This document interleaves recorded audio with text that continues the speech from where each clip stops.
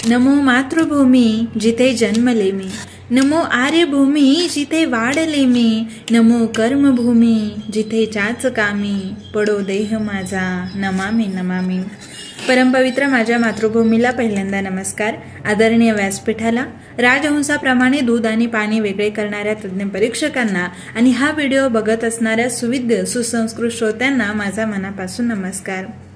मी शीतल ज्ञानेश्वर कडू आज तुमच्या समोर उभी आहे एक विद्यार्थी म्हणून। माझ्या बोलण्यात फक्त माझं मत नाही तर लाखो विद्यार्थ्यांचं स्वप्न आहे मित्रांनो।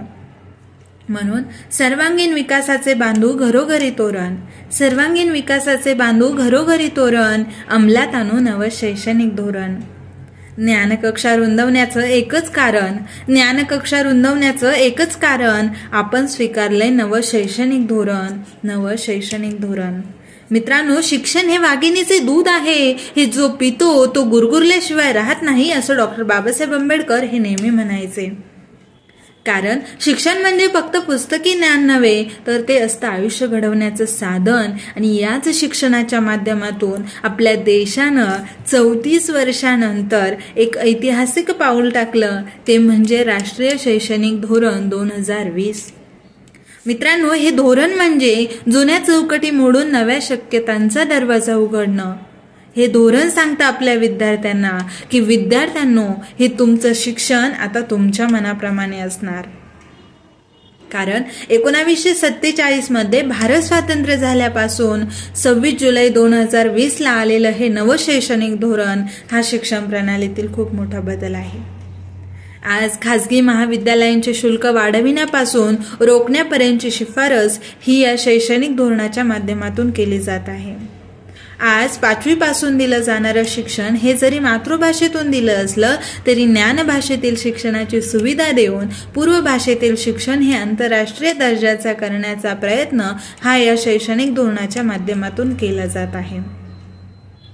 आज 34 वर्षानंतर जे आपण राष्ट्रीय शैक्षणिक धोरण स्वीकारले, त्यात फक्त अभ्यासक्रम नाही तर विद्यार्थ्याच्या संपूर्ण व्यक्तिमत्व विकासाचा विचार केला जातो। बालवाडी आणि अंगणवाडी किंवा 1ली ते 2री पर्यंत इंग्रजी शाळेचा वलय निर्माण झाला आहे, याला कुठेतरी काहीतरी कारणही असणारच। या राष्ट्रीय शैक्षणिक धोरणाच्या नव्या सूत्रामुळे, जसे 5+3+3+4 या नव्या सूत्रामुळे विद्यार्थ्यांच्या आयुष्यामध्ये देखील खूप सारे बदल घडून आले आहेत। जसं 10वी आणि 12वीच्या बोर्डाचं महत्त्व कमी होऊन विद्यार्थ्याची तणावापासून आता मुक्तता होणार आहे। आज आपल्याला मिळणारं मातृभाषेतील शिक्षण जसं भारतातील सर्वच भाषांचं संवर्धन, वृद्धी, चैतन्य कायम अबाधित राहील याची खबरदारी घेतलेली आहे। मित्रांनो, खरी परीक्षा संपादन करणे ही म्हणजे ज्ञान संपादन करणे नसून गुण संपादन करणे असे आहे असं आपण म्हणतो। कारण आज आपल्या समाजामध्ये जसं शेतकऱ्याच्या आत्महत्येपेक्षा विद्यार्थ्याच्या आत्महत्येचं प्रमाण हे वाढलेलं आज आपल्याला दिसून येतंय। मग हे कुठेतरी थांबावं, हे कुठेतरी थांबण्यासाठी या राष्ट्रीय शैक्षणिक धोरणामध्ये विद्यार्थ्याला आता 2दा परीक्षा देता येणार आहे। एका वर्षात विद्यार्थी आता 2दा परीक्षा देऊ शकतो। विद्यार्थ्याच्या व्यावसायिक कौशल्यावर देखील भर देणं गरजेचं आहे।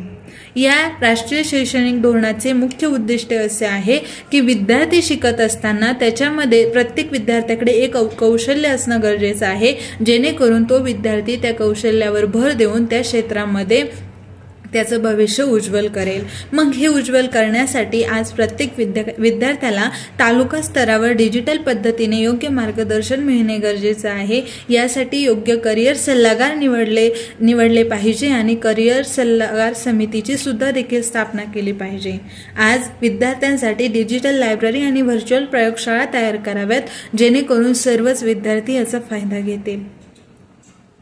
आज विद्यार्थ्यांना पाठांतर नाही तर उपयुक्त ज्ञानावर त्यांच्या भर दिला गेला पाहिजे। कारण विद्यार्थी हेच राष्ट्राची संपत्ती आहे, आपल्या देशाची संपत्ती आहे, महाराष्ट्राची संपत्ती आहे। आणि या विद्यार्थ्यांसमोरील अडचणी दूर केल्याशिवाय सशक्त समाजाची निर्मिती ही होणार नाही मित्रांनो।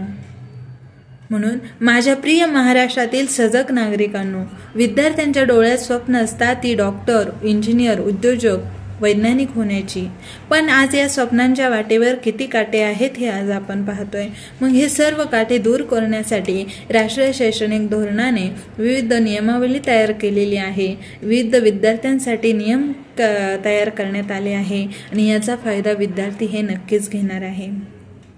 म्हणून हे शिक्षण म्हणजे नवा सूर नवा साज, हे धोरण म्हणजे नवा सूर नवा साज, हे धोरण म्हणजे विद्यार्थ्यांचं आयुष्य समृद्ध करण्याचं वचन. म्हणून मी म्हणते, हो, आम्हाला आता शिक्षणाची दिशा मिळाली आहे. आता आम्ही स्वतःचं भविष्य स्वतः घडवणार आहोत. म्हणून मित्रांनो, शेवटी जाता जाता आणि व्यासपीठाची रजा घेत असताना बोलायला भरपूर आहे, मी आणखी बोलेन, परंतु वेळेचं आणि काळाचं बंधन आहे मित्रांनो. म्हणून देणारं देत जातंय, घेणारं घेत जातंय, देणारं देत जातंय, घेणारं घेत जातंय. फक्त गरज आहे ती आपल्याला घेण्याची, माहिती आत्मसात करायची आणि ती माहिती तुम्ही आत्मसात कराल एवढाच आशावाद. आज मला येथे बोलण्याची संधी दिली त्याबद्दल आयोजकांचे, नियोजकां, मान्यवरांचे मनपूर्वक आभार. धन्यवाद.